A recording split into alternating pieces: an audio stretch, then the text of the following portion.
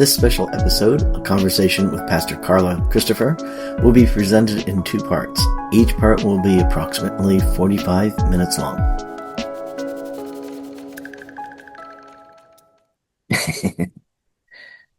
Welcome to Community Lutheran Church's podcast, Bridges of Belief, being God's presence in a hurting world by accepting all people as we are created. Together we'll create a stronger community and a church renewed. I'm your host, Lee Trueheart. For this Bridges of Belief podcast, I can edit that part out. For this Bridges of Belief podcast, we're talking with Pastor Carla Christopher, who is our visiting pastor, with a very diverse background. She is a diversity, equity, and inclusion and accessibility belonging trainer specializing in the LGBTQIA2S+, cultural competency and racial justice, trauma-informed care and mindfulness, nonviolent communication, and peace building. She is also a writer, performance poet, and former poet laureate of York, Pennsylvania, a deep believer in the healing power of storytelling and creative expression, founded and served as co-director of Poem Sugar Press Community Arts, Inc., which published more than 50 books by marginalized poets and authors over 5 years, hosted Culture in Maine on WRC-TV for 7 years, which has profiled 1,000 plus artists and community activists. That's really an amazing background. Thank you, Pastor Carla, for being with us. Let's start at the beginning. What stirred your call to ministry, and how did your identity play into that? The first thought I had about becoming a pastor was actually given to me by people I was encountering working as a community organizer. I have always had a heart for God's people, rooted in faith, but about being with folks out in the streets, in their places of challenge. That was the ministry that I remember reading about in the Bible. Jesus went to the weddings, stayed at friends' houses, said, let's go into this little alcove or forest or garden and pray together. It was about just being with people and going to them, calling them by name, accompanying them in the most difficult parts and places of their lives, and also challenging them to do something new, to be brave and fight for what was just and equitable, even if that went against the status quo. And that's why even when I had my challenges with the church, I always loved me some Jesus. And I came from this background that was very intersectional. I was brought up very religious, but I was actually born conservative Jewish. And Wow. It turns out in the 70s, being born to a conservative Jewish woman who decided to have a child with a African-American Catholic jazz musician, we weren't really accepted in either community of my parents at all. And so we were very much kind of on our own, finding our way in the world. And it was a group of little Episcopalian church ladies who took my mom in and helped watch me so that she could work, prayed for her, taught her how to cook, taught her how to dress me. Together, they figured out the adventure that is a biracial girl's hair. Oh, yeah. And so, my earliest memories of the church are getting pigtails braided while watching the Rockford Files and Murder, She Wrote with Miss Lillian from the local Episcopal church. But that kind of love, acceptance, and practical showing up in the areas of need, that defined what doing the work of the church was for me. Okay. And so that was how I began doing community education and social work, and then running up against systemic barrier after systemic barrier that even made social work not nearly as helpful and transformational as I wanted it to be. I began getting involved in community organizing.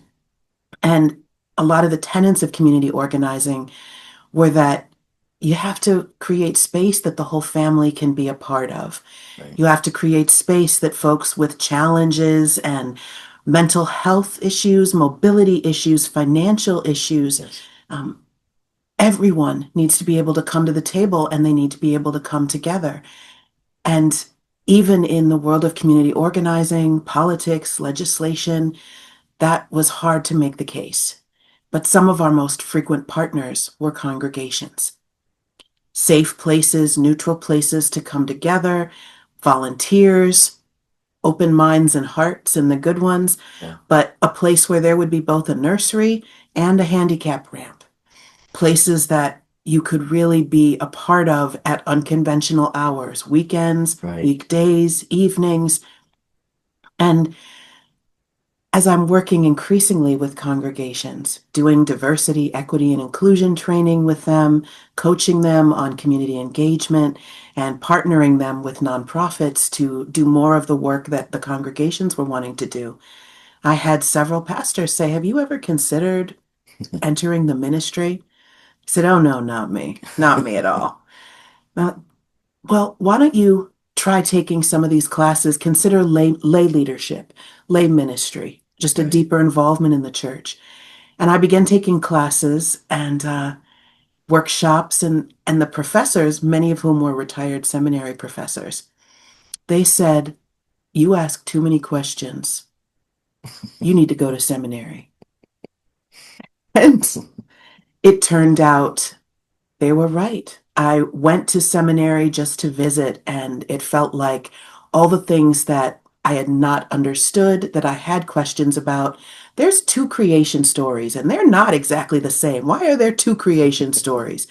Well, I know that I'm part of the LGBTQIA plus community, and I know that I'm created this way, and I'm pretty sure God loves me. I can feel that. I can see God working in my life, but there's some verses in here I have questions about. And I got to find theological answers that said things like, actually, the word homosexual wasn't even in the Bible until 1946. It's a translation error. Oh, what? And all of a Yeah. sudden, the reservations that had kept me from thinking the church had a place for me, that I could be a leader in the church, once I started doing that deep learning, those reservations fell away. And Yeah. I fell head over heels in love with theology and with the church and with creating worship. The poet in me loves writing prayers and liturgy. The speaker and organizer in me loves public witness. It has become the coming together of all those different, diverse parts of me. Wow. That's neat. I like that. Such a, I want to know more. Sounds like a kid. Why? And the mother's just like, stop. Yeah. Holy curiosity can be the start of a whole Oh, new right. life. Yeah. Were there moments when you felt the church didn't have space for you? You alluded to that and how you did find or create that space, but is there anything in the deeper realm that you wanted to say on that? I left the church even after having found a lot of home there. Because when I did come out, I was part of a more conservative youth program, like an ecumenical interfaith college movement, a lot of the type of movements that bring in young people, vulnerable people, lonely people. And when I said, "I'm pretty sure I'm gay," I was actually uh, sent to conversion therapy camp. Mm. And without going into unnecessary detail, Oh, yeah. it was enough that I left the church for 10 years. I couldn't step foot into a church building without heart palpitations and very close to a full panic attack. Sure. And it took a lot of intentional work and kindness and patience from open and affirming congregations that, when I was willing to dip my toe in, invited me to do things that were comfortable and life giving for me. Hey, you don't have to join a committee or become a member today, Right. but would you be interested in reading one of your poems as part of worship? Oh, that's Would you be interested in helping us do a meditative longest night ceremony on the winter solstice? That's a creative, very non-structured, non-officially liturgical, just gathering to really celebrate entering into the season and giving us a calm spot to breathe before going into the hectic Yeah. Yeah. charge that is Christmas. And those on ramps, those gateways that allowed me to come as I was, not Yeah. only were what made coming back into the church possible for me, but what deeply informed my ministry now as a pastor. That on ramps for people from different places, different spaces, different Yes. backgrounds in life, there must be a way for people to engage that is healthy, that is life Right. giving, that is grace filled, and allows them to grow and to have choice and autonomy Mhm. in deciding what living a transformational Christian life looks like for them. And we have to be flexible enough to recognize that the way one person's faith shows up may That's not. not be the same as another person's faith shows up, and that's okay. Yes. Awesome. That's yeah, the background is an interesting thing of why people do and don't do things, but it's always comes back to the church and a lot of times on why they do and don't do certain things. And it's a shame. And I'm glad of that I'm in a place now as well that I'm with a church that helps people get through that. Many of us talk about inclusion, but you live out liberation theology. What does that theology mean to you on the ground level of ministry? So I love the term liberation theology. It just sounds exciting. Yeah. Like this is about freeing us, and it's not just freeing us from our sin and our inherent evil. It's freeing us to live authentically as Right. our best selves, living lives of joy and community and relationship that we are created for. We have built in needs.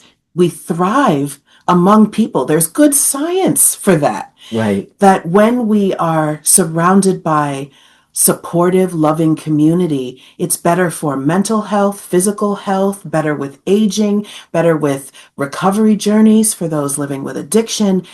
The biggest major factor we can support for people's health, healing, and growth is supportive, loving, nurturing community. And so to me, liberation theology is when we can bring a large body of people of faith together to have a whole system wide idea of what does it mean to free people Right. from that which has been keeping them out of community, which has been Right. preventing them from having the space where they could come together and receive those healing, transformational benefits of faith that allow them to grow and blossom into their own fulfillment, into who God created them to be. Liberation theology at its heart is the good news for the marginalized person, the individual who has not been free to be themselves with safety in community. And so when we have that liberation for people to be themselves, have full access, full opportunity, full ability to participate, and Right. that includes ability to lead, to teach, to actively engage, to create. Once we have that um, understanding that this is what the scripture calls us to, right? Because it's not just Right. liberation practice, Right. it is theology. It is the understanding that this is who God is, this is what God calls Sure. us to, and that our behaviors, our practices, are reflections of a gospel truth that calls all of us to be full, valued, and valid members of the body of Christ.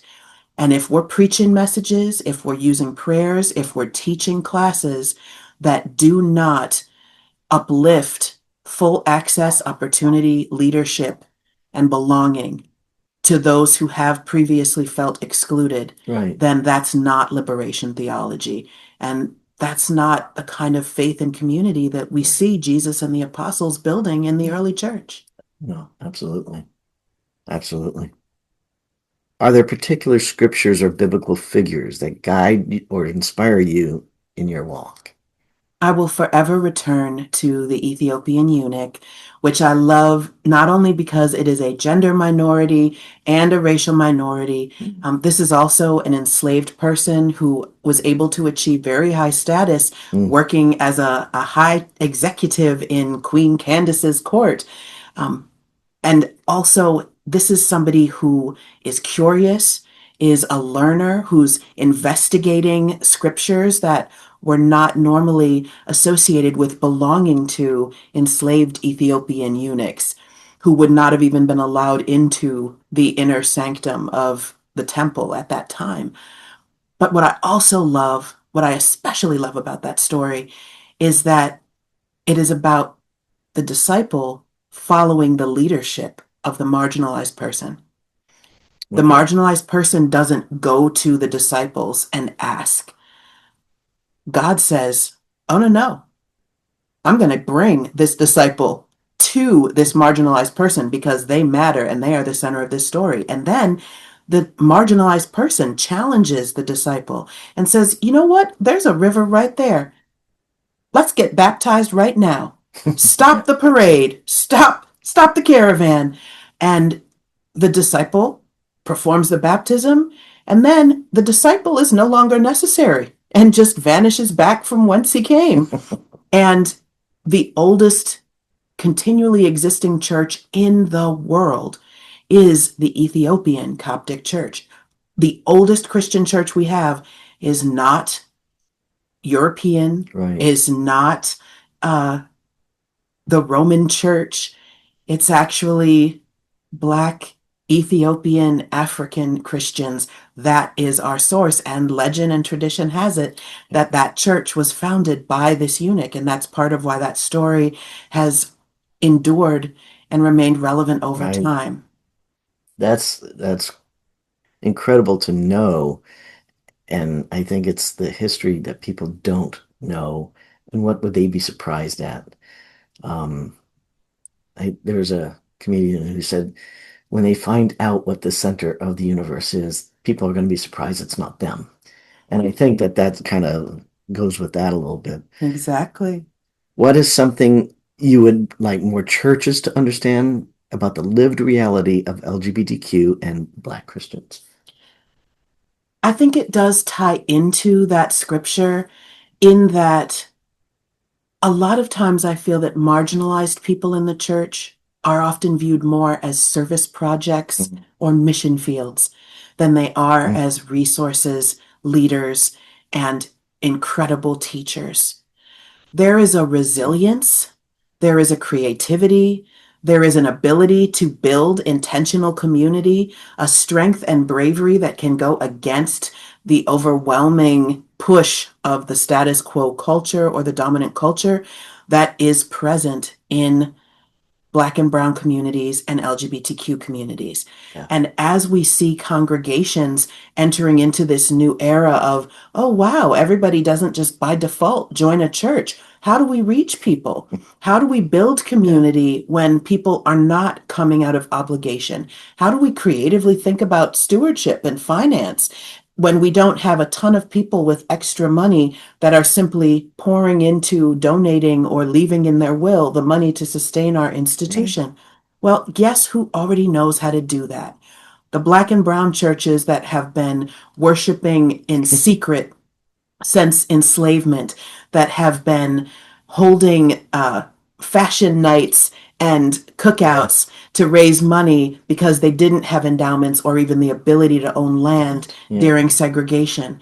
And let's talk about how LGBTQ communities founded whole denominations to create spaces that offered Right. worship and inclusion and celebration for those that were not thinking that there was a place for them. And there's so much that we can learn. LGBTQ and Black and Brown people are not those that we can feel good about saying, well, we'll let you come, we'll Yeah. let you sit in the back, we'll let you be present. No, marginalized people are the future of the church. Historically underrepresented groups in our mainline denominations are the reason why they have even a chance of continuing to survive in a way that is both reverent and relevant in 2025 and beyond. Wow. Yeah. I don't feel so irrelevant, so you've likely served in or visited a range of congregations. What does a truly affirming church look like beyond the rainbow flag? Some of the things that have been most frequently uplifted, not but just by myself, but by countless people that I've surveyed, taught with, worked with, um, things that show an intentionality of welcome throughout the experience of the church. So, are we using gender inclusive language? Do we have images of different family formations, Mhm. different ethnicities, different ages, and physical abilities? Because if people are doing something simple like having a space for pronouns on name tags, they're not only likely to be more LGBTQ culturally competent, but probably intentional about inclusion and welcome in other ways as well. So there becomes a level of trust and maybe I'm willing to invite my friend or bring other Yeah. people here. I think continuing education opportunities and engagement opportunities, specialized programming. We're going to keep doing what we've always done. We're just going to allow LGBTQ people to participate is not the same thing as we actually have authors and books and resources available in our library that are from the LGBTQ community. In fact, we use them in our congregational book studies. We make sure we're inclusive in the scripture translations that we use and in the verses that we choose to uplift. We make sure that we are offering learning opportunities, that when we partner with community organizations, we're choosing ones that are in alignment with the mission of inclusion. There have been some very significant snafus even this summer where, festivals and concerts and tours that were supposed to be celebrating a certain population segment, but then, took a bunch of sponsorship money from people who lobby directly That's against them. their their safety and inclusion and legal rights. We notice that kind of thing. Yes. So I think the importance of taking a step back and doing what is referred to in the DEI field as a soft equity audit. It doesn't necessarily have to be working with a trained professional and coming up with a whole uh, expensive and extensive plan, but just imagine walking through your building, going through participating in your programs, looking at your website, reading your newsletter, Yeah. and going through your constitution. A lot of congregations that are like, we're very welcoming, we're very inclusive, but they still have things in their constitution about who's allowed to get married there, who's allowed to be called as a rostered leader or a staff person. They have trainings or lack of trainings that they do not require or provide around Right. cultural competency. So, going through that administrative practice, as well as what happens in worship, faith formation, youth group, and retreat, prayer, resource materials, all of those really matter. Yeah, they do. That, I won't name any of the organizations, but okay. We know who they are. How do you help churches move from simply welcoming to actively centering marginalized voices? I think it's very important to remember that when you center a valued voice, Hmm. you are asking what that individual needs and you are showing them the same respect that you would show any other professional who you are seeking consulting from. So I often say, if you would not treat a tradesperson in a particular way, please don't treat your marginalized people like that. Right. And they're like, what are you talking about? I'm like, well, you will ask, and many congregations, countless congregations have said, well, can you find us a Native American or a Black or an LGBTQ person to come in and speak? Now, we're only going to give them 5 minutes, Right. and we'd like them to travel an undisclosed amount without actually offering payment or offering mileage or Right. transportation support or assistance. We are not offering some kind of care. There's someone with them to direct them, introduce them around, help them navigate the building. So there ends up being a lot of labor and expense Yes. placed on the marginalized person. Whereas if we know that our plumbing isn't where we want it to be, we're going to contact that plumber. We're going to ask them what their fee is, and we're going to pay them promptly. We are going to make sure that someone's there to meet them, show them what to do, where to go, Sure. let them in, answer any questions. We'll even leave them a good Yelp review if we feel like we know how to do that. So it's really important to bring in and Yeah. uplift and center actual first person experience, marginalized voices, not just here's folks that are not from that community, but they're telling about their experience with that community when they were a missionary or when they had something happen with their brother or their Right. child or their friend, or they did lots of research and wrote a book about this group of people. There's a place and a space for that as well, but it should be a supplement, a Right. follow up, or a partnership with the actual leadership of marginalized people with first person experience. And those people need to be honorably and respectfully treated, fairly compensated, and not just a one and done, bring one person Person in in. once either, because asking us to speak for an entire group of people is what we call tokenizing. Right. And that really simplifies us as individuals. As an LGBTQ person, as an adrenally intersex person, as a femme identified queer person, I have very different opinions Yeah. from lots of other femmes and queer people and lesbians. And there's no way that I can speak for every rainbow spectrum human Sure. Absolutely. alive. Absolutely. So bring in my voice, but bring in at least a few others that represent different ages or areas in the neighborhood or the Sure. community, and do that regularly as a check in, a reinforcement of the continued work. It's a way of sewing back into the community, and it is a way of helping build authentic relationships that promote empathy while building understanding that any part of our identity Yeah. is part of our identity, Absolutely. not its entirety. Absolutely. Very well said. Thank you. What are the signs that a church is growing, not just in numbers, but in compassion and courage?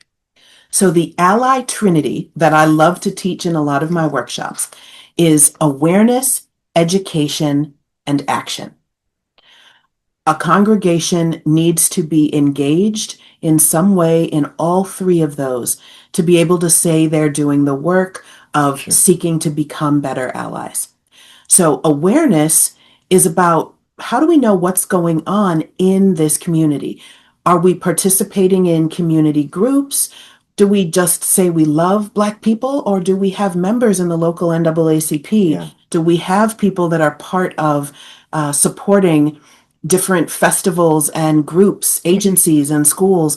Do we know what the Black newspapers are in town or the organizations that support Black people, that we can be keeping up with what's actually relevant to a particular community? Right. At raising awareness around that is raising our own awareness and then also making sure there's a way that's being shared in the community. Education becomes not only how do we learn more about how these situations came to be, and then also how are we empowering and equipping people to do something about them? How are we learning how systems work? And then action is what are we doing to make a difference? You cannot claim to love someone if you know they're being hurt and harmed and you don't feel called to do anything about it. Oh, right, right. And so to say, well, we absolutely send thoughts and prayers. If you knew that someone in your family that you're close to, a best friend, was struggling, besides the very beautiful and valuable thoughts and prayers, What else might you feel called to do? Would you Right. be engaging in harm mitigation? Would you be engaging in advocacy? Would you be Right. just engaging in checking in and saying, what do you need? How can Right. I be there for you in this time? Um, a simpler way of putting that is, who are the people that you are touching? Especially because church membership, regular attendance used Right. to be coming every Sunday. Well, now what's considered regular attendance is coming maybe twice a month. Right. So we're not necessarily going to see people every single Sunday. So that can't be the only way we're active in people's lives. Right. How are we connecting with people in the community? Yeah. Through acts of service, through uplifting events, through attending other people's events as supporters? Are we creating social spaces? Are we using our building to share with other people who need a safe gathering space or a resourced gathering space? Right. It's not how many people showed up on Sunday, it's how many lives did we touch? How many people did we Absolutely. impact throughout the week? That has become the new metric of how are we growing in mission, ministry, and connection. That's great. I know that I've mentioned this before too, is when you talked about the awareness, communication, and education. I use an acronym ACE, which is acknowledgement, communication, or Ooh, in education, because you can't, like you said, you have to have all three. You can't do one or the other without the other. And when people, I don't think people realize that they do that every single day with certain things, but then when it comes to what they don't know or what they don't find is correct or they think is sinful or anything like that, one of them will drop off. And most of mhm. the time it's education. Ooh, I'm using that. That's excellent. Ministry isn't easy for anyone, especially from the margins. What keeps you grounded when things get hard? Peer support is Mhm. vital. I definitely believe every pastor needs a therapist, just like they say every therapist needs a therapist, Mhm. because we do spend a lot of time absorbing trauma and Yeah, spending time with folks in the most challenging spaces of their right. lives. Yeah, absolutely. So, having places to process that so that we don't hold it, we don't end up with compassion fatigue, burnout, just going numb. It's important to remain soft and able to feel and be affected so that we can have the empathy required to do this work faithfully. But that means we also need to be finding ways to release some of what we hold and then also refilling ourselves with joy and positivity. So, having that therapist, having that spiritual director who encourages us to stay accountable to our spiritual practices and not get caught up in overworking and doing the things. Mindfulness and meditation have become incredibly important to me. Regular retreat, time in Mhm. nature, and thinking about what brings you joy. Right. What brings you energy? What can you be doing and lose track of time? So for me, it's the arts. Mhm. So part of my pastoral sustainability package is plays and concert tickets, going to camp outs at least a couple of Yeah, times a year and just being in the woods, spending time by the water, all of these things that take me out of some of the challenges of the world and show me the ways that God is still working. right. And also, it's very important to have a peer support group that are not necessarily folks you are taking care of in that space or Right. ministering to in that space, but who also can minister to you or just Sure. listen to you and can laugh with you and can travel and journey with you. And having a place to be able to really relax and let your guard down. Healthy home life and doing the work to keep that home life Right. healthy. Uh, having positive spaces and non-toxic spaces where when you are with family or Sure. with coworkers, addressing conflicts and identifying stressors and doing what needs to be done, which sometimes means prioritizing personal over Sure. professional. But if you cannot decompress when you are home. Sure. You cannot come in to your place of work or call and not bring that with you. So, Absolutely. caring for family, caring for friendships, caring for self and home, that is essential for my being able to care for other people. That it's in, I look at what you said about the in a sense the decompressing part of it. There's so many, and I because of being a veteran, I have seen people that have not decompressed before they came back over from the Gulf War. In wars prior, they had the time of traveling that would decompress them with other people. Now they just fly back.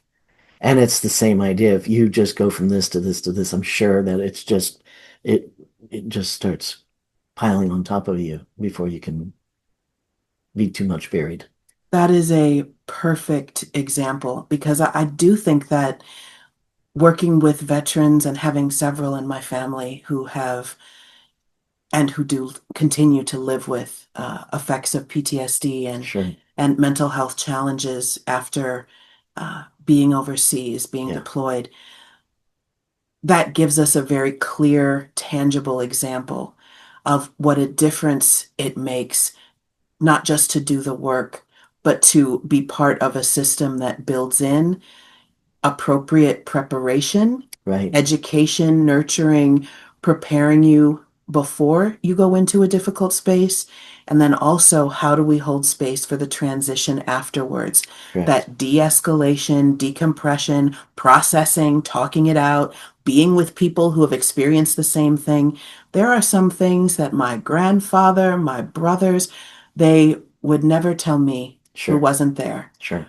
And so it was deeply meaningful and essential for them to have their siblings in arms that they could share those things with and not feel bad about dumping something that might break Right. the heart of someone who had no idea. Absolutely. And quite frankly, I do the same. There are things I have dealt with in Sure. hospitals, and I was a chaplain in a prison. I was a chaplain in the ER and Wow. the acute care unit. Um, there are stories that I do not bring home to my family. Sure. No, that'd be too much. Exactly. Absolutely. And so having other chaplains, having other hospital staff to be able to process that with Right. um, was part of how I cared for both myself and cared for my family. Right. And I think that's something the church can do. Sure. But when some of those challenges happen in church spaces, it is also important for leaders to curate their spaces where Absolutely. they can take that and not bring it to the church or put it upon the church. Right. So To I'm a take big that step fan. back. Yeah, I'm a big fan of sabbaticals Oh yeah, and definitely. rests and Sabbath days. It is too easy to let that go, but long term, it is more harmful to the church than helpful. No, I agree with that.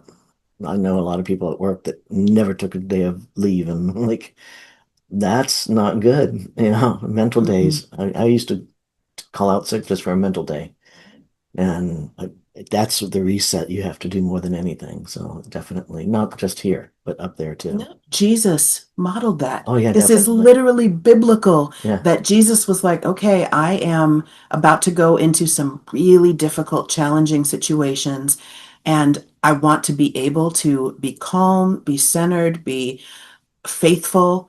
And so let me spend some time with my close friends. Let me spend some time alone in prayer and Absolutely. meditation. Let me spend some time in nature, in the garden.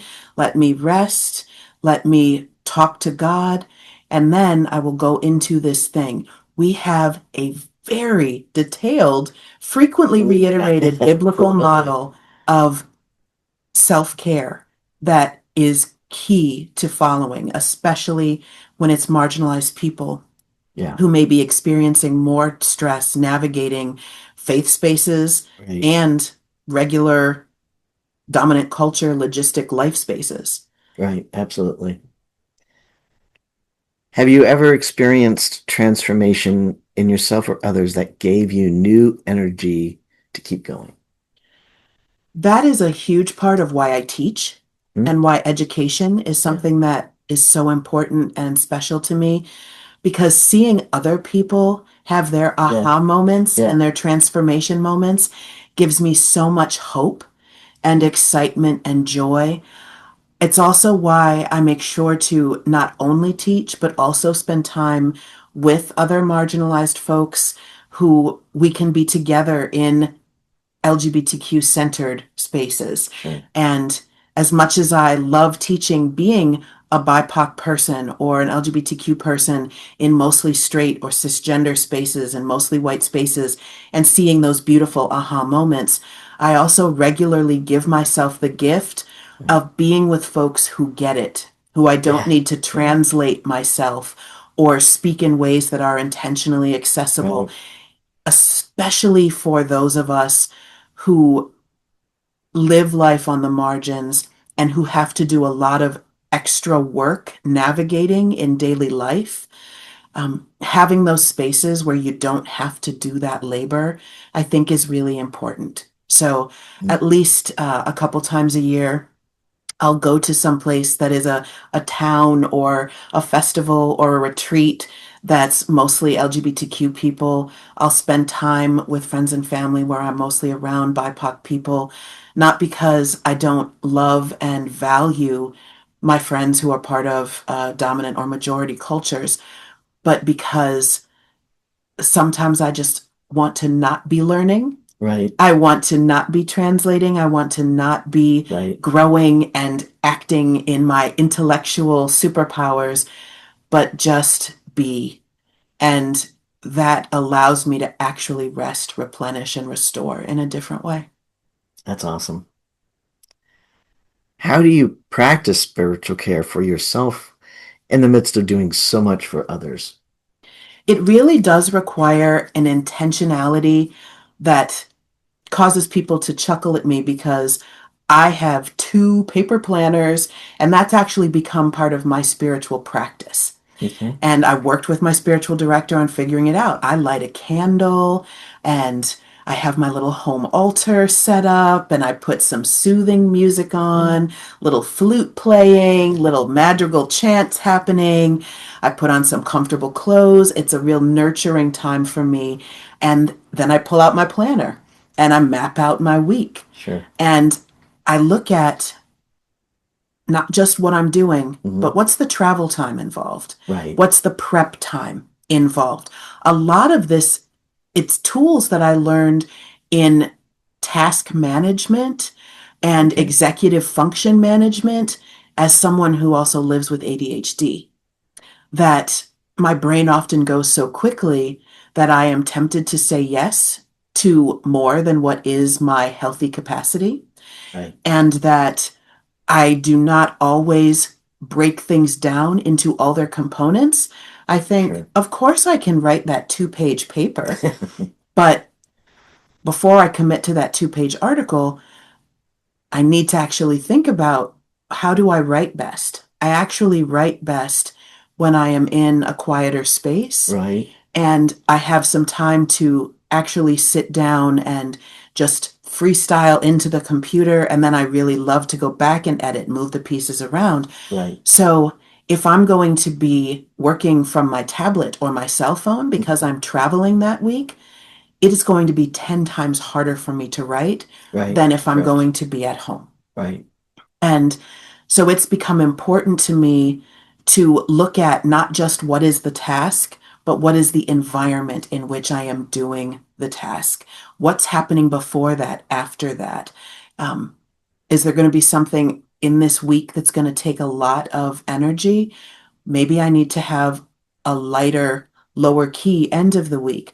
And so taking this really intentional, meditative time to map out from a larger picture what my week looks like and being willing to say, no, I can't do that right now, but I'd love to refer you to someone who can, or Right. I'd love to partner with you, but can we look at that next week or next Yeah. month, and not feel a sense of urgent guilt.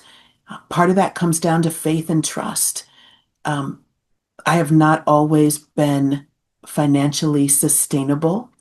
I spent a lot of time being a broke social worker and caring for multiple family members who had a lot of health challenges. And, Wow.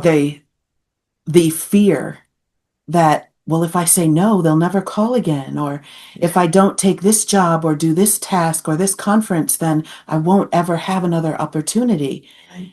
And then I look back and say, girl, for more than 40 years, God has cared for you. Do you believe in this stuff you preach or don't you? Right.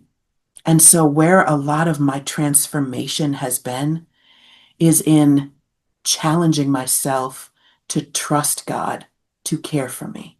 Not just to Sure. trust God to care for others, that actually comes easy, but trusting that God also loves and will care for me.